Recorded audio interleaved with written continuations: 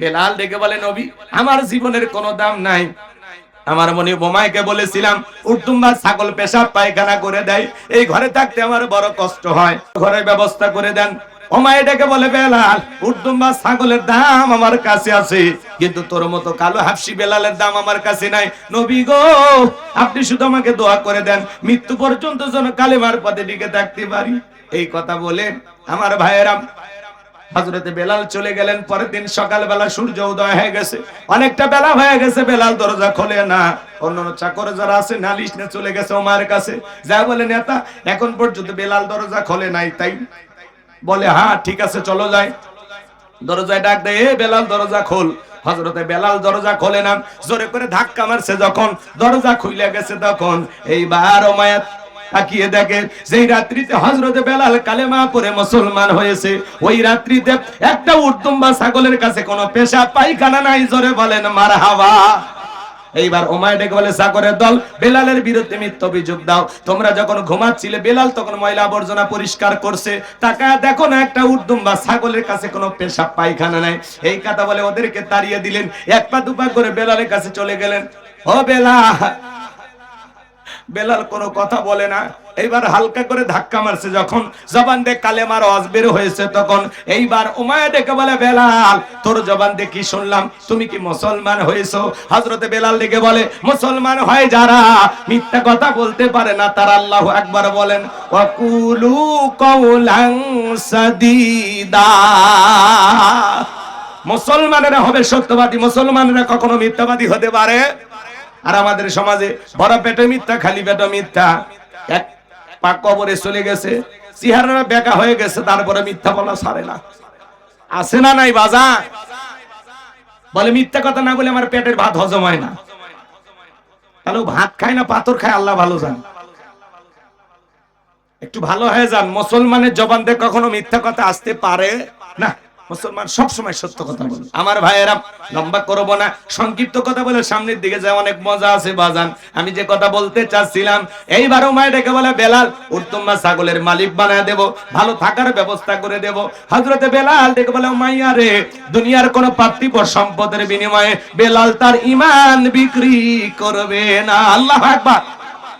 এইবার উমাইয়া ডেকে বলে বেলাল আমার কথা না শুনলে বড় নেতা আবু জেলকে খবর দেব। হযরতে বেলাল ডেকে বলে কোন বড় নেতা ছোট নেতা এখন কাউকে গোনার টাইম নাই, আমি দুনিয়ার কোন আবু জেলকে ভয় করি না, আমি ভয় করি আমার আল্লাহকে। আল্লাহু আকবার।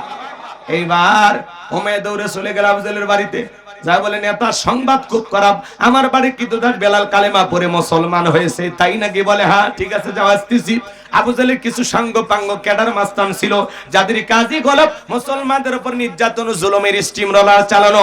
আজও তাম পৃথিবীর দিকে তাকায় দেখেন বাজান, ওই জালেমদের একটা বিশেষ বাহিনী আছে যাদের কাজই হলো টুপিওয়ালা দাড়িওয়ালা ইমানদার মুসলমানদের রক্ত নিয়ে খেলা করা। এই আবু জেহেল সেই আবু জেহেল। হযরতে আম্মার রাদিয়াল্লাহু তাআলা আনহু তার মা সুমাইয়াকে পথ চলতেছেন। এইবার আম্মারকে ডেকে বলে আম্মার শুনলাম তুমি নাকি মুসলমান হয়েছো, সাথে তোমার মাও নাকি কালেমা পড়েছে। হযরতে সুমাইয়া ডেকে বলে আবু জেহেল যা শুনেছে সত্য, আমরা কালেমা পড়ে মুসলমান হয়েছি। বলে তোমরা কি জানো এর পরিণতি কত ভয়ঙ্কর হতে পারে? বলে আমরা আল্লাহকে ভয় করি, আমাদেরকে ভয় ভীতি দেখায় কোনো লাভ নাই। আবু জেহেল তখন হযরতে আম্মার এবং হযরতে সুমাইয়াকে দুই কুটির সাথে বাঁধলেন। এইবার আম্মারকে ডেকে বলে আম্মার তোর চোখের সামনে একটা যদি খেলা দেখায়। বলে কি খেলা দেখাবা? বলে তোর চোখের সামনে যদি তোর মার শরীর থেকে কাপড়গুলো খুলে ফেলে দেওয়া হয় কেমন হবে? হযরত আম্মার মাথাটা নিচু করলেন। আবু জেহেল সুমাইয়ার কাছে চলে গেল, আঘাতের পর আঘাত করতে লাগলো, একটানে দেহ থেকে কাপড় খুলে ফেলে দিল। সুমাইয়া মাটির উপরে পড়ে গেল। এইবার আবু জেহেল ডেকে বলে আম্মারের মাথাটা উঁচু করো, ওর মাকে এক নজর দেখুক। হযরতে আম্মারের মাথাটা জোর করে উঁচু করা হলো।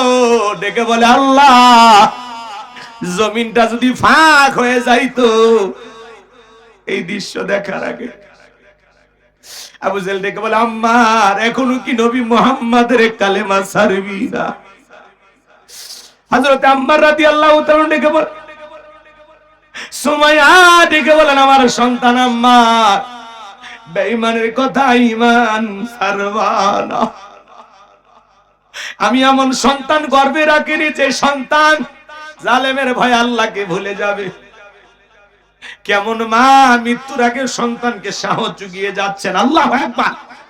এইবার আবু জেহেল ধারালো একটা বর্ষা দিয়া হযরত সুমাইয়ার লজ্জাস্থানে আঘাতের পর আঘাত করলেন, রক্ত দিয়া রাস্তা মেখে গেল। হযরত সুমাইয়া শাহাদাত বরণ করবেন, সে সময় সন্তানকে ডেকে বলেন, আমার সন্তান আম্মার, আমি শাহাদাতের পেয়ালা পান করব। আমি মনে হয় বেশিক্ষণ আর থাকবো না, আমি আমার নাকে জান্নাতের সুগন্ধি পাচ্ছি। ও আমার সন্তান, বেঈমানদের কথায় কখনো ঈমান ছাড়বা না। আল্লাহু আকবার। তারা জীবন দিয়েছেন।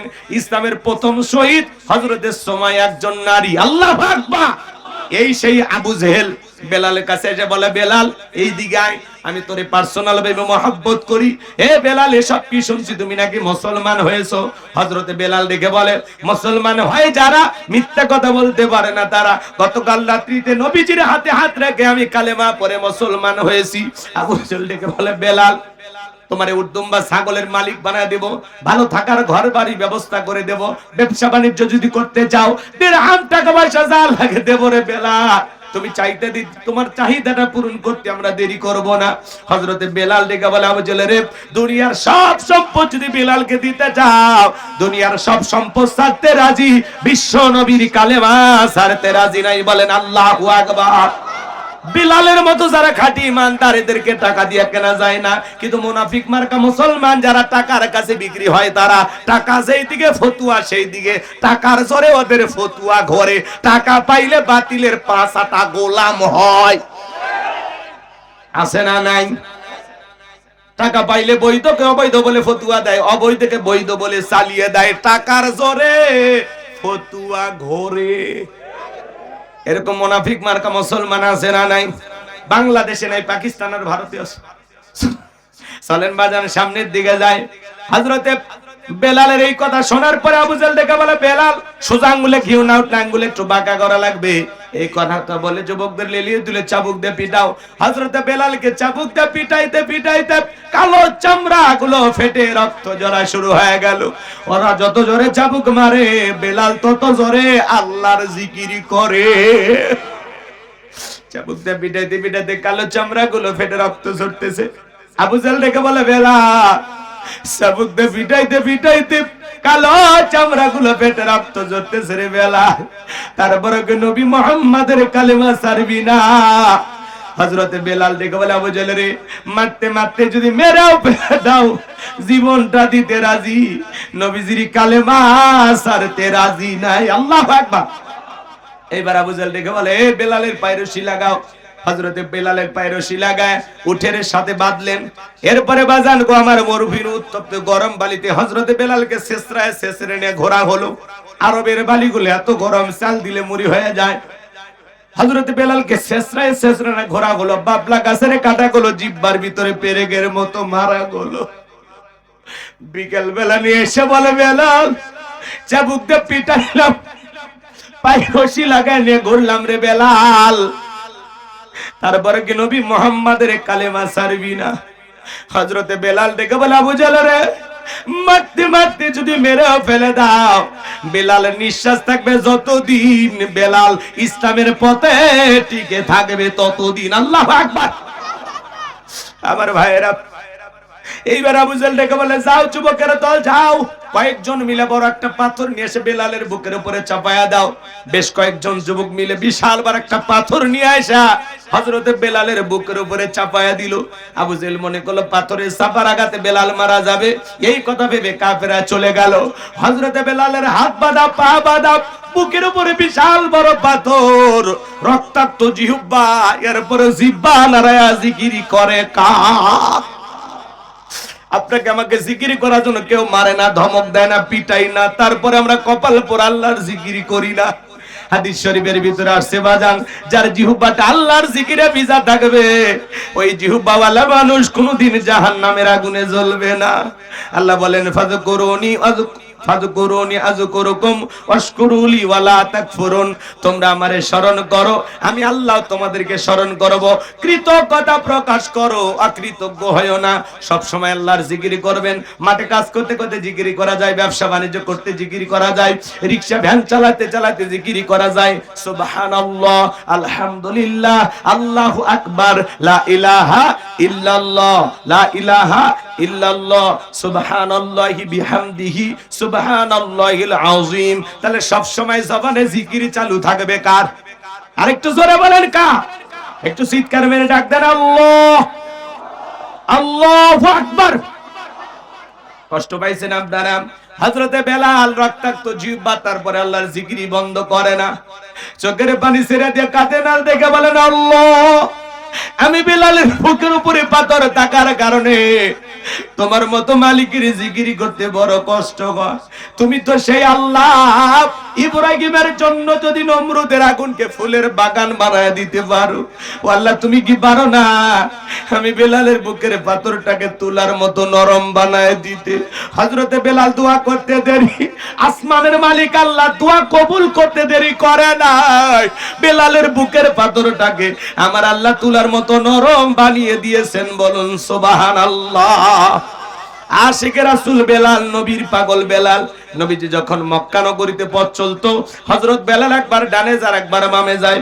নবী আমার ডেকে বলে, বেলাল বুঝি না, একবার ডানে যাও একবার বামে যাও, কারণটা কি? ডেকে বলে, নবী গো, আপনি ইসলামের দাওয়াত দেন, কোরআনের প্রচার করেন, ওই কাফেরগুলো আপনার শত্রু, আপনাকে টার্গেট করে যদি ডান দিকে তীর নিক্ষেপ করে, নবী গো ওই তীরটা যেন সর্বপ্রথম বেলালের বুকের ভিতরে ঢোকে, আবার যদি বাম দিক থেকে নিক্ষেপ করে, ওই তীরটা যেন সর্বপ্রথম আমি বেলালের বুকের ভিতরে ঢোকে। আমি বেলাল মারা গেলে ইসলামের ক্ষতি হবে না, আপনি নবী মারা গেলে ইসলামের মাথা উঁচু করে সামনের দিকে দাঁড়াতে পারবে না। বলুন আল্লাহু আকবার। সেই বেলালের নির্যাতন জুলুমের কথা যখন বিশ্ব নবীর কান পর্যন্ত পৌঁছে গেল, আমার নবী ডেকে বলে, আবু বকর, বেলালের কষ্টের কথা সহ্য হয় না, যাও তুমি একটা কিছু করো।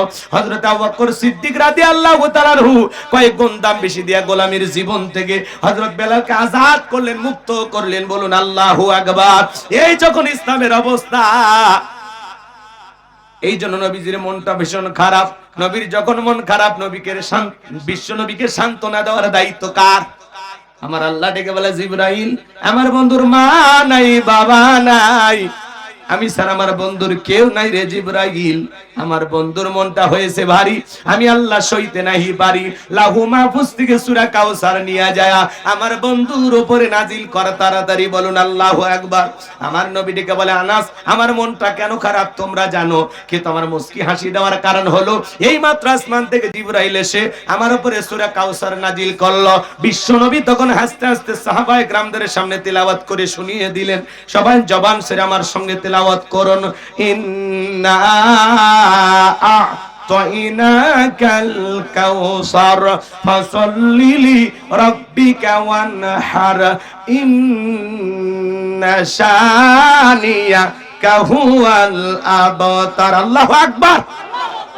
খারাপ লাগে?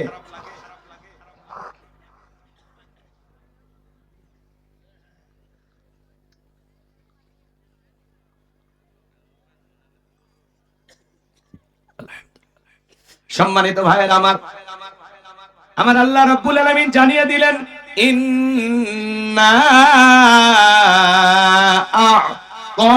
আ'তাইনাকাল কাউসার। আল্লাহু আকবার। আমার আল্লাহ ডেকে বলেন, অবশ্যই আমি আল্লাহ পাক আপনাকে হাউজে কাউসার দান করেছি। বলুন সুবহানাল্লাহ। ইন্না আ'তাইনাকাল কাউসার, নিশ্চয়ই আমি আল্লাহ পাক আপনাকে হাউজে কাউসার দান করেছি। পৃথিবীর অন্য কোন নবী রাসূলকে আল্লাহ পাক হাউজে কাউসার দান করেন নাই, আপনার আমার নবীকে আল্লাহ পাক হাউজে কাউসার দান করেছেন। এই হাউজে কাউসারের পানি দুধের মতো সাদা, মধুর চাইতে মিষ্টি, পানির মতো ক্লিয়ার। ওই কঠিন কিয়ামতের ময়দানে যেদিন বিচার দিবস কায়েম হয়ে যাবে, বিচার দিবসের একদিন হবে 50,000 বছরের সমান, যেদিন সূর্য সোহাগ মাথার উপরে চলে আসবে, সূর্যের তাপে জমিনটা তামার জমিন হয়ে যাবে। এই পৃথিবীর জমিনে পাহাড় পর্বত নদী নালা খাল বিল কোনো কিছু থাকবে না। কুল্লু মান আলাইহা ফান, এই পৃথিবীর সবকিছু আল্লাহ তাআলা ধ্বংস করে দিবেন। যেই দিন বেঈমানদের জুব্বা কুকুরের মতো ঝুলে আসবে নাভি পর্যন্ত, ওই কঠিন কিয়ামতের ময়দানে আমার আল্লাহর আরশের ছায়া ছাড়া আর কোনো ছায়া থাকবে না। এই ছায়ার ভিতরে আল্লাহ পাক শাস্তির মানুষকে আশ্রয় দান করবেন। এটা হলো কিয়ামতের ময়দানে আল্লাহ তৈরি করা ভিআইপি গ্যালারি। আল্লাহু আকবার বলেন। সেখান থেকে তারা কিয়ামতের ফাইনাল খেলা উপভোগ করবেন। কিয়ামতের কঠিন দিনে আমার আল্লাহ রাব্বুল আলামিন বলেন, ইয়াউমা ইয়াফিরুল মারউ মিন আখি ওয়া উম্মিহি ওয়া আবি ওয়া সাহিবাতিহি ওয়া বানি। ওই কঠিন কিয়ামতের ময়দানে যেদিন ভাইয়ের কাছ থেকে ভাই পালিয়ে যাবে, সন্তানের কাছ থেকে মা পালিয়ে যাবে, বাবা পালিয়ে যাবে, স্বামীর কাছ থেকে স্ত্রী পালিয়ে যাবে, ওই কঠিন কিয়ামতের ময়দানে আল্লাহর আরশের ছায়া ছাড়ার কোনো ছায়া থাকবে না। সেই দিন মানুষ দলে দলে পানি পানি বলে চিৎকার মারবেন আর বিশ্ব নবীর দিকে রওনা করবেন। দলে দলে মানুষ নবীজির কাছে যাবেন। কিছু মানুষের চোখের সামনে আল্লাহ তাআলা পর্দার আবরণ তৈরি করে দিবেন। আমার নবী তখন ডেকে বলবেন, আল্লাহ, সংখ্যায় আমি আমার অনেক উম্মতকে দেখতে পাইলাম, কেন জানি সংখ্যাটা কমে গেল। আমার আল্লাহ তখন ডেকে বলবেন, বন্ধু, পাইকারি দরে সবাইকে আপনি হাউজে কাউসারের পানি পান করাইতে পারবেন না। দুনিয়ার জীবনে দুইটি অপরাধ করেছিল যারা, আজকে হাউজে কাউসারের পানি পাবে না তারা। জোরে বলেন, কয়টি অপরাধ? ওই দুইটি অপরাধ আপনার আমার ভিতরে থাকতে পারে কিনা জানার দরকার আছে না নাই? দুইটি অপরাধ দুনিয়ার জমিনে করবে যারা, নবীর হাতে হাউজে কাউসারের পানি পাবে না তারা। বিশ্ব নবী হাউজে কাউসারের পেয়ালা নিয়ে দাঁড়িয়ে থাকবেন। শোনেন শোনেন, হযরত আবু বকর পেয়ালাগুলো ভরিয়ে দিবেন, মাঝখানে দাঁড়িয়ে থাকবেন হযরত ওমর। হযরত ওমর হযরত আবু বকরের হাত থেকে নিয়ে বিশ্ব নবীর হাতে দেবেন। আর নবীজি তার আতরের উম্মতদেরকে খুঁজে খুঁজে কিয়ামতের ময়দানে হাউজে কাউসারের পানি পান করাবেন। রাসূলের হাতে এক পেয়ালা হাউজে কাউসারের পানি পান করলে জান্নাতে ঢোকা পর্যন্ত তারা তৃষ্ণা লাগবে না, তৃষ্ণা মিটে যাবে। বলুন সুবহানাল্লাহ। নবীজির হাতে কিয়ামতের ময়দানে কারা কারা হাউজে কাউসারের পানি পান করতে চান, দুই হাত তুলে আল্লাহকে দেখা। আল্লাহ, তাকায় দেখো তোমার কুদরতের নজর দিয়া। এই জামালপুরের হাজার হাজার মানুষ নবীজির হাতে হাউজে কাউসারের পানি পান করতে চায়। আল্লাহ কিয়ামতের ময়দানে আমাদের সবাইকে নবীজির হাতে হাউজে কাউসারের পানি পান করার তৌফিক দান করুন। চিল্লা বলুন আমিন। আর একটু জোরে বলেন আমিন। আরো একবার বলেন আমিন। হাত নামান। এই যে নবীজির হাতে হাউজে কাউসারের পানি আপনারা পান করতে চাইলেন, পানি পান করতে চাইলে কি পাওয়া যাবে? এই ছেলে বসেন, মুরব্বী চাচা বসেন বসেন। 12টা এখনো বাজেনি, 12টা বাজলে উঠবেন, নিজের ওয়াদাটা ঠিক রাখেন। বসেন বসেন। এদিকে খেয়াল করেন, হাউজে কাউসারের পানি চাইলেই কি পাওয়া যাবে? হ্যাঁ, কথা বলেন, চাইলেই কি পাওয়া যায়? আমি আপনাদের এলাকায় আসলাম, একটা ছেলের হাতে কিছু চকলেট দিলাম, দিয়ে বললাম, বাবা এই চকলেট গুলো নাও আর আমার জন্য এক বাদা পানি এনে দাও, আমি একটু উজু বানাবো। ওই ছেলেটা চকলেট পায় মারছে দূর, মাঝখানে আসার খাইয়ে পুড়ে গেছে, হাঁটু ছিলে গেছে, রক্ত বের হয়ে গেছে। চকলেট থাকার কারণে উঠে দাঁড়াইয়া বদনা ভরিয়া পানি নিয়ে আমার সামনে হাজির। আমি তখন বললাম, বাবা এই পানিটার দিকে তোমার কষ্ট হয়েছে, মাঝখানে পুড়ে গেছো, ব্যথা পাইছো, হাঁটু ছিলছি, রক্ত মনে বেরোইছে। চকলেটের খুশির কারণে বলতেছে, আমি এরকম কত পরে যাই, আমার কিছুই হয় না। কথা বোঝেন নাই আপনারা? শোনেন, নবীজির হাতে হাউজে কাউসারের পানি চাইলেই পাওয়া যায় না, কাজ করতে হবে। ঠান্ডা পানি দিয়ে ওযু বানায় নামাজ পড়তে হবে। হঠাৎ করে আপনি নামাজ ধরছেন, পুরাতন মুসল্লি যারা নিয়মিত নামাজ পড়ে, এরা নতুন মুসল্লি দেখলে একটু ঠাট্টা বিদ্রুপ করে। সূর্য আজ কোন দিক উঠছে? উত্তর পাড়ার বাদশা দেখি মসজিদে। নামাজ পড়বি না, 2 দিন পর ছাড়ে দিবি, আছে না নাই ভাই? আচ্ছা, আপনাদের এলাকায় এই আমি যে কথাটা বললাম কি ভাষায় বলে একটু বলেন তো দেখি। ভাষায় মিল আছে নাকি একটু বলেন, একজন বইলে আমারে শিখায় দেন। ঠিক আছে না? এইভাবে বলে না, সূর্য কোন দিক উঠছে, নতুন নতুন মুসল্লি দেখি মসজিদে, নামাজ পড়বা না 2 দিন পরে ছেড়ে দিবা? আরে ভাই, 2 দিন পড়বে না 2 ওয়াক্ত পড়বে, আপনার সমস্যা কি? আপনি তো দাওয়াত দিয়ে 5 জনকে মসজিদে আনতে পারেন না, সেই মুরাদ নাই, সেই ক্ষমতা নাই। হঠাৎ করে কেউ নামাজ ধরেছে, তার নিয়ে কেন সমালোচনা করবেন? ও আঘাত পায় যদি কাল থেকে মসজিদে আর না আসে, আল্লাহর কাছে কি জবাব দিবেন? এই অধিকার আপনাকে কে দিয়েছে? হ্যাঁ, এই অধিকার আপনাকে কে দিল? আপনি পারলে তার সমালোচনা না, দোয়া করেন যে ভাতিজা তুমি মসজিদে আসছো, নামাজ পড়তে আসছো, দেখে দিলটা ভরে গেছে, আল্লাহর কাছে দোয়া করি আল্লাহ যেন মৃত্যু পর্যন্ত তোমাকে মসজিদে এসে সিজদা দেওয়ার তৌফিক দান করে। আপনি দোয়া করবেন, ভালোবেসে বুকে টানবেন, নামাজ পড়ে বিকেলে স্ট্যান্ডে বসে চা খাবেন, কথা কন। আর আপনি সমালোচনা করেন মানে ওই 2 দিন পড়বি না 2 একটু পড়বি, আপনার সমস্যা কি? আপনি মসজিদের সিসি ক্যামেরা কে ঢোকে কে বের হয় খবর রাখেন নাকি আপনি? ভালো হ্যাঁ যান মুরব্বি, মুরব্বি, ঠিক আছে, শোনেন শোনেন শোনেন। যুবক বয়সে দাড়ি রাখছে ওইটা নিয়েও সমালোচনা। হ্যাঁ, এই বয়সে দাড়ি রাখলি বুড়ের ভাব ধরলি, আছে না না? যুবক বয়সে দাড়ি রেখে বউ নিয়ে ঘুরতে গেছে, বলে ভাবি আসসালামু আলাইকুম, হাতে চাচার খবর কি? বউ বাড়িতে এসে রাগ করে, তোমার সাথে বাইরে যাওয়া যায় না কেন? কয় আমার ডাকে ভাবি আর তোমার ডাকে চাচা। যেই বউ নবীর সুন্নত দাড়িকে মহব্বত করে না, ওই বউ আপনাকে 100% ভালোবাসা দিতে পারে না। আমরা তো দাড়ি রাখছি কারে ভালোবাসা? মদিনাওয়ালাকে ভালোবাসা, কথা বলে ঠিক কি না? আমরা মেসি বুঝি না, ম্যারাডোনা বুঝি না, শাকিব খান শাহরুখ খান বুঝি না, আমরা বুঝি নবী মুহাম্মদ সাল্লাল্লাহু আলাইহি ওয়াসাল্লাম, তিনি আমাদের মডেল, কথা বলে ঠিক কি না? লাকাদ কানা লাকুম ফি রাসূলিল্লাহি উসওয়াতুন হাসানাহ, তোমাদের জন্য উত্তম আদর্শ আছে রাসূলের জিন্দেগির ভিতরে। আল্লাহু আকবার বলে। দাড়ির ভিতরে কার প্রেম? মদিনাওয়ালার প্রেম, কথা কয় না কেন? কার প্রেম? কার প্রেম? দাড়ি হলো পুরুষের সৌন্দর্য। দাড়ি ছাড়া পুরুষকে দেখতে ভালো লাগে না। মহিলারও দাড়ি নাই, তোমারও দাড়ি নেই। 50-60 বছর বয়স হয়ে গেছে, চামড়া ঝরে গেছে, সেলুনে যা তাও বলে ক্লিন শেভ, ক্লিন, কথা কয় না কেন? চাচা চামড়া ঝরে গেছে, একটু দাড়িটা রাখেন। এই আপনারা এদিক তাকান, আমার দিক তাকান, খারাপ লাগে আপনাদের? হ্যাঁ, চাচা এই বয়সে একটু দাড়ি রাখেন, কয় না চুলকে। তোর দাড়ি রাখলে চুলকে বেটা, কবরে যা ফেরেশতারা চুলকানির মলম নিয়ে বসে আছে, তোর জায়গা মতো মলম লেগে দিবি, কথা কন ঠিক কিনা? এই জন্য দাড়ি রাখতে হবে, কথা বলেন। দাড়ি হলো পুরুষের সৌন্দর্য। হ্যাঁ মা, দাড়ি রাখলে যে স্বামীর কি গুণ সেটা তো তুমি বুঝবা না। হ্যাঁ, দাড়ি রাখা এরা আসল পুরুষ, কথা কন ঠিক কিনা? দাড়ি রাখবেন তো ইনশাআল্লাহ। কোন কোন যুবক আজ থেকে দাড়ি রাখবে হাত তুলে দেখো, যারা দাড়ি রাখেননি তারা হাত তুলে। কি দাড়ি রাখবেন তো ইনশাআল্লাহ? এই যে এতগুলো মানুষ যদি আজকের মাহফিল থেকে দাড়ি রাখে, আজকের মাহফিলকে কবুল করবেন কে? আলহামদুলিল্লাহ, আলহামদুলিল্লাহ, আল্লাহ কবুল করেন, জোরে বলেন আমিন। সম্মানিত ভাইরা আমার, তাহলে হাউজে কাউসারের পানি চাইলে পাওয়া যাবে না, হাউজে কাউসারের পানি পান করতে গেলে কাজ করতে হবে 2টি, জোরে বলেন কয়টি? 2টা আঙ্গুল তুলে বলেন তো, কাজ করতে হবে কয়টি? 2টি। আর জোরে আল্লাহ তাআলা সেটা 2 নাম্বার আয়াতে জানিয়ে দিলেন। সবাই আমার সঙ্গে তেলাওয়াত করুন, ফাসাল্লিলি রাব্বিকা ওয়ানহার, বলেন বলেন, ফাসাল্লিলি রাব্বিকা ওয়ানহার।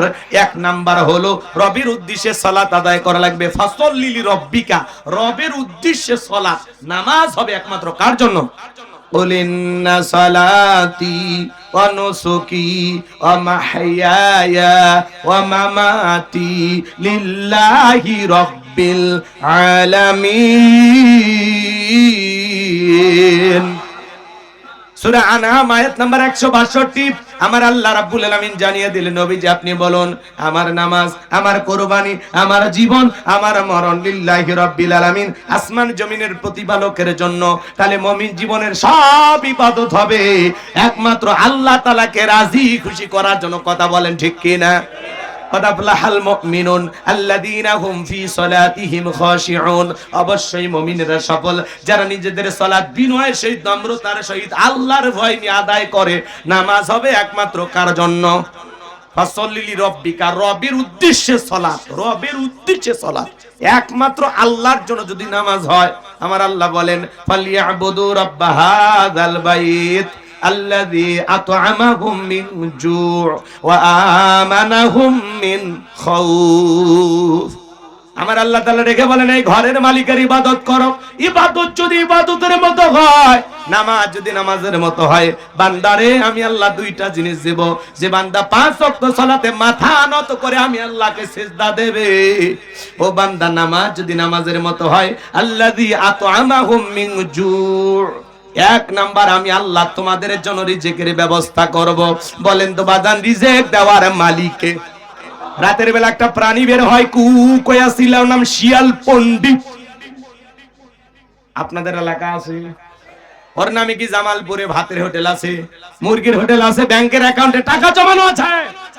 ওটা বসা করে গায়ে চলে বস, ওরা বসায় দাও, বস বাবা বস। ভাতিজা কিসের আধা ঘন্টা তোমার পেশাব লাগে গো? পেশাব লাগবে জামালপুর, পেশাব করবি যা টাঙ্গাইল মধুপুর, ওটা পুরুষ। 12টার আগে উঠবে না বলছি না, মাথা সোজা করা যাবে না, বসেন। জোর করে হলে কয়েকটা মিনিট কথা শুনেন, আসল রহস্য আছে এখন। আপনি জান কে আসল মজা তো এখন, ঘটনা তো ভালোই লাগলো, তো তাফসীর ভালো লাগে না? পয়েন্টে পয়েন্টে কথা বলতে হবে। কি হতো তাফসীর ঠিক আছে তো? আলহামদুলিল্লাহ। এটা বোঝেন, ওয়াজ বুঝে যান। হাউজে কাউসারের পানি চাইলে তো পাওয়া যাবে না, মামুর বাড়ির ডাল না, গেলে এক ডাবু খাইতে দিন। জান্নাতে যেতে হলে কষ্ট করতে হবে। শোনেন শোনেন, এরপরে যারা ওঠা বসা করতেছেন যদি পারেন, ওই যে রাস্তার পাশে আমার একটা গাড়ি রাখা আছে, রাস্তার নামার পরে আপনাদের এই রোডে আসতি, ওখানে আমার লেখা একটা বই আছে, শেষ বিদায়। একজন মানুষকে নবীজির তরিকায় কিভাবে বিদায় করতে হয়, মৃত ব্যক্তিকে চুমা খাওয়া জায়েজ না হারাম, স্বামী স্ত্রী মারা গেলে একে অপরকে গোসল করাইতে পারবে কিনা, মৃত স্বামী স্ত্রী চুমা খাইতে পারবে কিনা একে অপরকে, এরপরে আত্মহত্যা করে যদি কেউ মারা যায় তার জানাজায় যাওয়া যাবে কিনা, জান্নাত জাহান্নাম সম্পর্কে, আখিরাত সম্পর্কে, কবরের সলজব সহ বেশ কিছু দোয়া সহ 2টি গজল সহ 76 পৃষ্ঠার বইটা, প্রত্যেকটা কথার দলিল দেয়া আছে। এক কথা আখিরাত মুখী যত কথা আছে সংক্ষিপ্ত করে হলে তুলে ধরা আছে। যদি পারেন আপনারা নিয়ে যাবেন ইনশা 50 টাকা হাদিয়া দিয়ে আমার ড্রাইভারের কাছে বললেই ইনশাআল্লাহ নিতে পারবেন। এই যুবক বসো, তাকবীর দেন, লিল্লাহি তাকবীর। এগুলো তো আপনারা কিনবেন না, আপনারা কেন উপন্যাস, যুবকেরা উপন্যাস বোঝেন, উপন্যাস কিনে প্রেম কেন কাদায়, যৌবনের মৌবনে অভিশাপ্তরা মিলন হবে কতদিনে, তোর মরণের পরে। এগুলো আজে বাজে উপন্যাস কিনলে চরিত্র ধ্বংস হয়ে যাবে। কারণ মানে ঠিক কিনা? প্রত্যেকটা মুসলমানের ঘরে একটা শ্রাদ গ্রন্থ থাকা দরকার আছে না নাই? নবীজির জীবনের শুরু থেকে শেষ পর্যন্ত জানার দরকার আছে না নাই? হ্যাঁ, কিনবেন তো ইনশাআল্লাহ, যদি পারেন নিয়ে যাবেন। ওই বইটার ভিতরে আমার 2টা নাম্বার দেয়া আছে, আমার মাদ্রাসার ঠিকানা সব দেওয়া আছে। চলে সামনের দিকে। এই যুবক, এই এদিক তাকাও, তাকবীর দাও, লিল্লাহি তাকবীর। আচ্ছা ঘুমাইছেন নাকি? হাতটা তোলেন তো, সবাই একটু হাত তোলেন তো, তাকবীর দেন তো, লিল্লাহি তাকবীর। আল কোরআনের আলো এই সংসদে জালো, লিল্লাহি তাকবীর। হাত নামান, বাঘের বাচ্চার মতো আওয়াজ দিবেন। ঘুমানোর দিন চলে গেছে, এখন একটু জাগেন, জাগে বাতিল ভাগার ব্যবস্থা করে দেন। সামনে যেন কোরআনের রাজ কায়েম হয়, একটু আল্লাহ যেন কবুল করেন। জোরে বলেন আমিন। তাহলে বলেন তো শিয়াল দাঁড়ে খাওয়ায় কে? আরো জোরে বল। একটা পাখি সকালবেলা খালি পেটে থেকে বের হয়ে যায়, সন্ধ্যাবেলায় ওই পাখির পেটটা ভরে বাসায় ফেরত আসার ব্যবস্থা করে কে? আল্লাহ যদি পাখিকে খাওয়ায়, শিয়ালকে খাওয়ায়, আমরা আশরাফুল মাখলুকাত, আল্লাহর সৃষ্টির সেরা, কুনতুম খায়রা উম্মাতিন উখরিজাত লিন-নাস, তোমাদেরকে উত্তম জাতি বানাইলাম, ভিআইপি বানাইলাম, মর্যাদার আসনে বসাইলাম। তাহলে বলেন তো বাজান, আমাদের রিজিক দেবেন কে? ফামা মিন দাব্বাতিন ফিল আরদি ইল্লা আলাল্লাহি রিজকুহা। আল্লাহ বলেন পৃথিবীতে এমন কোন বিচরণশীল প্রাণী নাই যার রিজিকের ব্যবস্থা আমি আল্লাহ আসমান থেকে করি না। ওই আটলান্টিক মহাসমুদ্রের 33,000 ফিট গভীরতল পানির নিচে থাকা ছোট্ট একটা প্রাণী, তার রিজিকের ব্যবস্থাও আমি আল্লাহ আসমান থেকে করি। বলুন সুবহানাল্লাহ। 1 নাম্বার আল্লাহ রিজিকের ব্যবস্থা করবেন নামাজের মতো আদায় করলে। আর 2 নাম্বার আল্লাহ বলেন ওয়া আমানাহুম মিন খাউফ, সকল ভয় থেকে আমি আল্লাহ নিরাপত্তা দেব। বক্সিগঞ্জ বাজার থেকে রাত 2টার দিকে 2 লাখ টাকা নিয়ে আপনি আসবেন জব্বারগঞ্জ বাজার, মনে মনে ভাবতেছেন আল্লাহ টাকা নিয়ে বাড়ি পর্যন্ত যাইতে পারবো নাকি ছিনতাইকারীর কবলে পড়ে টাকা যান 2টা হারাবো, ভয় আছে না নাই? এ জোরে বলেন আছে না নাই? সব জায়গায় চুরির ভয়, ছিনতাইয়ের ভয়, ডাকাতির ভয় আছে। গতকালকে একজন শিল্পী মশিউর রহমান আমাদেরই ভাই ডাকাতের কবলে পড়ে গেছে। মাঝে মাঝে বক্তারাও ডাকাতের কবলে পড়ে যাচ্ছে। চোরে না শুনে ধর্মের কাহিনী। মসজিদ থেকে যদি জুতো চুরি হয়, তাহলে এই সমাজে পরিবর্তন আনতে হলে আল্লাহর আইন ছাড়া সমাজ পরিবর্তন করা যাবে না। আজকে চুরি দুর্নীতি কোনো বন্ধ হয় না, টেন্ডারবাজি চাঁদাবাজি বন্ধ হয় না, কথা কয় না। মেয়েটা স্কুলে গেল, ভালোভাবে ফিরবে নাকি লালসার শিকার হবে, ভয় আছে না নাই? মেয়েটা কলেজে গেল, একা একা ফিরবে নাকি জামাইয়ের সাথে নিয়ে ফিরবে, ভয় আছে না নাই? এই সমাজে চুরি, দুর্নীতি, টেন্ডারবাজি, চাঁদাবাজি, খুন, ধর্ষণ বন্ধ হবে সেই দিন। আল্লাহর কোরআন দিয়া জমিনটা চলবে যেই দিন। আর ভারতের পানি পড়া দিয়ে বাংলাদেশ চালাইলে এই 56,000 বর্গ মাইলের 56 ইঞ্চি মাটিতেও শান্তি প্রতিষ্ঠিত কোন নেতা করতে পারবে না, পারবে না, পারবে না। সারাটা জীবন দেখলেন পেপার খুললে খুন, ধর্ষণ, খুন, ধর্ষণ, কথা কয় না? চুরি ডাকাতি দিনের ঢাকা শহরে প্রকাশ্যে চিনতে হচ্ছে, প্রকাশ্যে। আমরা বলতেছি এই সমাজে চুরি বন্ধ করতে হলে আল্লাহর আইন চালু করেন। 1500 বছর আগে আল্লাহ আইন দিয়েছেন, ওয়াসারিকু ওয়াসারিকাতু ফাকতউ আইদিয়াহুমা জাযাআম বিমা কাসাবা নাকালাম মিনাল্লাহ। আজ থেকে 1500 বছর আগে সূরা মাইদার 38 নম্বর আয়াতে আল্লাহ আইন দিয়েছেন, চোর পুরুষ হোক আর নারী হোক, আল্লাহর বিধান, আল্লাহর ফয়সালা। অপরাধ যদি প্রমাণিত হয়, চোরের ডান হাতের কবজি কেটে দাও। একটা চোরের হাত কেটে বাইতুল মাকারমের সামনে নিয়ে আসা সোশ্যাল মিডিয়াতে যদি প্রচার প্রসার করতাম, আমার ভাইয়েরা, আজ যদি বলা হতো বাংলাদেশের পার্লামেন্টে আইন পাস করা হলো, চোর যদি চুরি করে হাতের কবজি কেটে দেওয়া হবে। একটা চোরের হাত কেটে খালি পরীক্ষা করে দেখেন, টেস্ট করে দেখেন, বাকি চোরেরা তওবা করে আল্লাহর ওলি হয়ে যাবে। কিন্তু কে শোনে কার কথা? আজও গেল না মনের ব্যথা। এখন উচিত কথা যদি কই, পিঠের ওপর দিয়া যাবি মই। এ আনন্দে কিছু লোক কিনা খাবে বগুড়ার স্পেশাল দই। যত দোষ নন্দ ঘোষ, সত্যটা বললে দোষ, করলে অন্যায়ের প্রতিবাদ, নামটা হবে তোমার মৌলবাদ, নামটা হবে তোমার জঙ্গিবাদ। আল্লাহর আইন ওদের কাছে ভালো লাগে না। ওদের কাছে বলে না 1500 বছরের আইন, এগুলো ব্যাকডেট। ব্যাকডেট না আপডেট বেটা, খালি টেস্ট কর। 53 বছরে প্রত্যেক বছর এদিক প্রত্যেকবার প্রধানমন্ত্রী হয়েছে মুসলমান। নামাজের ন্যূনতম বিল বাংলাদেশের পার্লামেন্টে পাস করেনি এমন মুসলমান দিয়ে কখনো ইসলাম কায়েম হবে না। এই কথা কোন রাগ করেন কে? এটা ওয়াজ মাহফিল, এটা রাজনৈতিক মঞ্চ। আমি আল্লাহর আইনের কথা বলতেছি। এই জবান চলবে যতদিন, হক কথা বলবো ততদিন।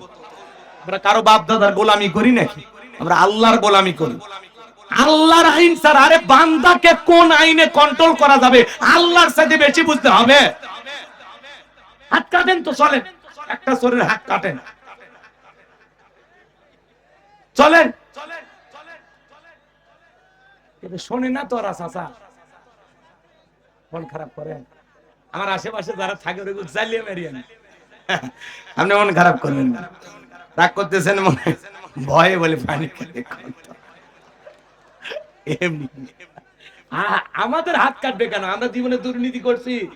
আরে জীবনে কারো কলা চুরি করিনি, মূল্যের পাতাও ছিঁড়িনি। ওই যে নেতারা আল্লাহর আইন কেন চালু করে না? কারণ ওরা জানে হাত আগে ওরটা কাটা যাবে। কারণ সরিষাই ভূত। এই দেশের 11 লক্ষ কোটি টাকা দুর্নীতি করে বিদেশে পাচার করেছে। 93 বিলিয়ন ডলার বাংলাদেশের মানুষের ঘাড়ে ঋণের বোঝা চাপিয়ে দিয়ে ওরা পালিয়ে গেছে। এমপি মন্ত্রী বড় বড় কথা বলতো, নেতা দেশি, বাড়ি হলো বিদেশে, কানাডা, আমেরিকা, লন্ডনে বাড়ি। কথা কন না কা? এমন নেতা আছে বহুটাও বিদেশি। আছে না?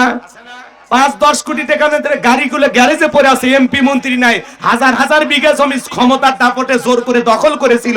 সেই জমি এখন কুত্তে ঘরে নেতা নাই। সব নেতা বেলে গেছে, প্রধানমন্ত্রীর থেকে শুরু করে আমলা কামলা, এমপি মন্ত্রী, নায়ক গায়ক, ভাই রে ভাই। শিক্ষক বলেন, ডাক্তার বলেন, ইউনিয়ন পর্যায়ের নেতা কর্মী পর্যন্ত পালিয়ে গেছে, মসজিদের হুজুরও পালিয়ে গেছে।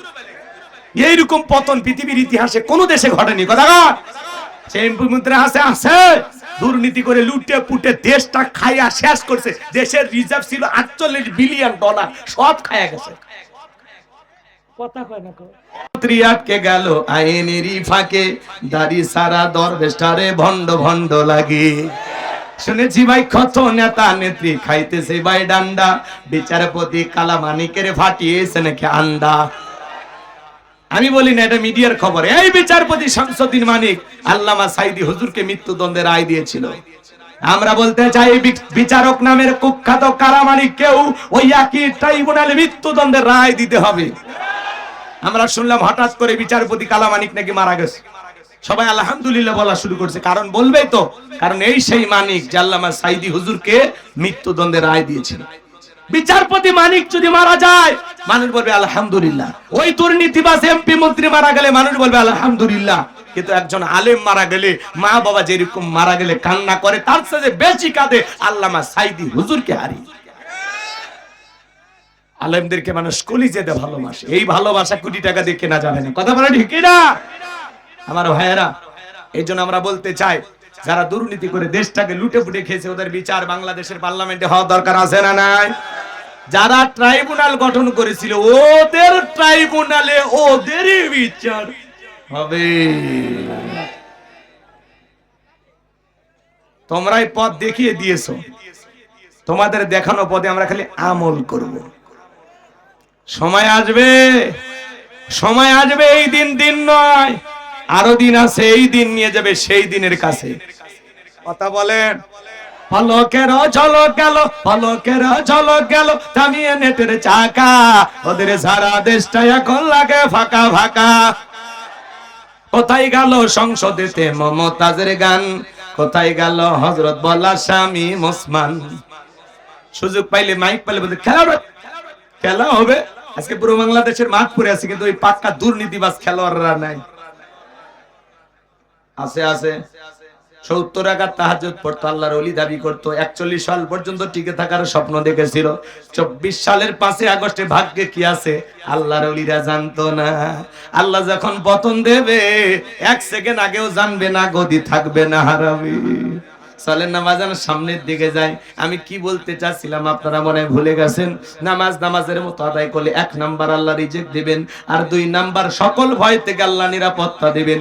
এই সমাজে ভয় ভীতি খুন ধর্ষণ বন্ধ হবে সেই দিন, আল্লাহর কোরআনের আইন দিয়া বাংলার পার্লামেন্ট জ্বলবে যেই দিন। আল্লাহর বিধানে শান্তি, আল্লাহর বিধানে মুক্তি, এই জমিনে আল্লাহর আইন চালু হোক। আপনারা সবাই চান তো ইনশাআল্লাহ? আল্লাহ কবুল করুন, জোরে বলুন আমিন। ফাসাল্লি লিরাব্বিকা ওয়ানহার, 1 নাম্বার হলো রবের উদ্দেশ্যে সালাত। সালাত কার জন্য? ফাওয়াইলুল লিল মুসাল্লিন আল্লাযীনা হুম আন সালাতিহিম সাহুন। অতঃপর সে সমস্ত নামাজি দুর্ভাগা, সে সমস্ত নামাজি যারা লোক দেখানোর জন্য সালাত আদায় করে। সালাত হবে কার জন্য? আমি আমার ওয়াজে বলে থাকি, বাংলাদেশে নামাজি আছে 5 রকমের। কয় রকমের? এই শোনেন শোনেন, মজা লাগবে। কয় রকমের? 5 রকমের। 5-এর, 7-এর, খাটের, ঠাটের, ভোটের। বুঝলেন না তো? বুঝিয়ে বলবো, শুনবেন। 5 ওয়াক্ত নামাজ যারা পড়ে এরা হলো 5-এর মুসল্লি, খাঁটি মুসলমান, নির্ভেজাল মুমিন। নিয়মিত যারা 5 ওয়াক্ত সালাত আদায় করে এরা হলো 5-এর মুসল্লি। আল্লাহু আকবার কর। আর 7 দিন পরে পরে জুমার নামাজ পড়তে যায় যারা, লাইস কিসে সাবাচ্ছে? কিসে রে বাবা? এই মারামারি কি হইছে? হইছে কি? সাপ। এই থামেন, এই থামেন, এই বাবা, এই থামো থামো। কি শোনেন শোনেন, এদিকে খেয়াল করেন। এই মাঝে মাঝে এরকম কি যে হয় আল্লাহ জানে। কিসের সাপ? ওটা সাপ না, ওটা জিন। জিন বস, শুনতে আসছে, বসো।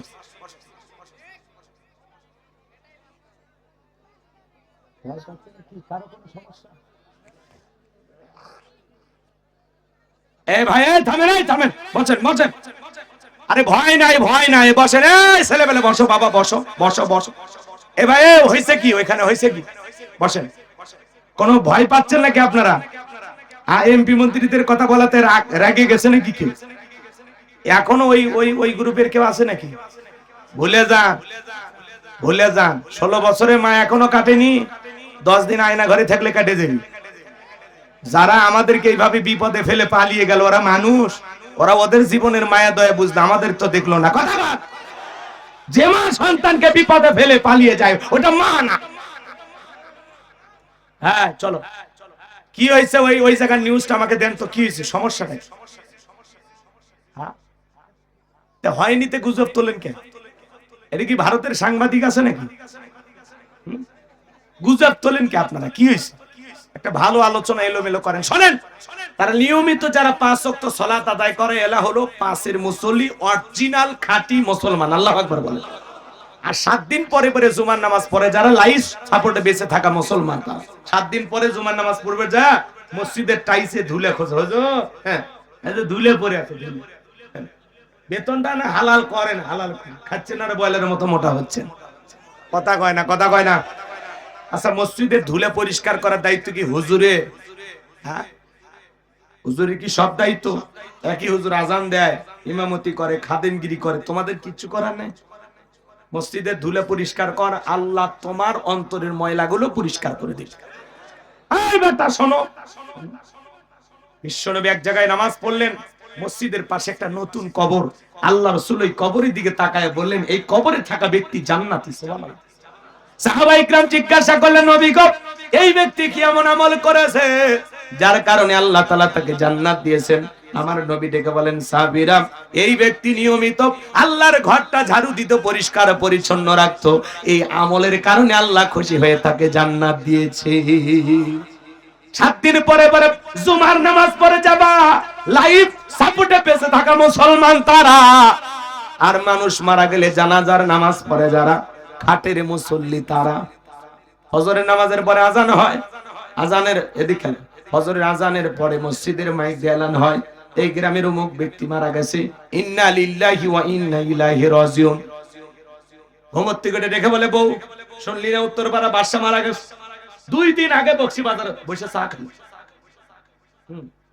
আমার চায়ের বিল দিবার দিল না, বক্সি ও নিজে চার বিল দিল। আরে সেই লোকটা মারা গেল, বেঁচে থাকলে আরো 10 দিন চায়ের বিল দিত। তাড়াতাড়ি পাঞ্জাবি ধুয়ে দে, ওই লোকের জানাজায় যাও না। কথা কয় না, কথা কয়। এখন জহর পরে জানাজা, এইবার এই বেচারা পরিষ্কার পরিচ্ছন্ন হইয়া পাঞ্জাবি লাগায় দৌড়ে চলে গেছে মসজিদে, যা দেখে হুজুর জানাজা শুরু করনি, হুজুর শুরু করছে জহরের 4 রাকাত। তখন বলতেছে, যেহেতু জানাজা পড়তে আসছি, জহরের 4 রাকাত তো পড়ি, আল্লাহু আকবার। ওর উদ্দেশ্য হলো জানাজা পড়া, জহর পড়া না। কথা কয় না। লাশটা সামনে রেখে জানাজার 2-3 মিনিট আগে হুজুর বক্তব্য দেয় না, কুল্লু নাফসিন যায়কাতুল মাউত, সবাইকে মৃত্যুর স্বাদ গ্রহণ করা লাগবে, আসেন ভাই, দুনিয়া ক্ষণিকের, কেউ থাকবে না, বাবা দাদা চলে গেছে, আপনি আমি চলে যাব। এ ভাই, দুনিয়া কয়দিনের জায়গা ভাই, আসেন না, এ দুনিয়া চিরকাল থাকার জায়গা না, দুনিয়া স্বার্থপর, কাউরে জায়গা দেবেন। আজকে এই ব্যক্তির মৃত্যু, কালকে আপনার হবে, পরশুদিন আমার হবে, এভাবে সবাইকে যেতে হবে। প্রত্যেকটা মৃত্যু থেকে আমাদেরকে শিক্ষা গ্রহণ করতে হবে। মৃত্যুর কোনো বয়স নাই বাবা। কেউ দাদা চলে যায়, নাতি থাকে, নাতি চলে যায়, দাদা চলে যায়, বাপ চলে যায়, চাচা চলে যায়, এইভাবে সবাই চলে যাচ্ছে।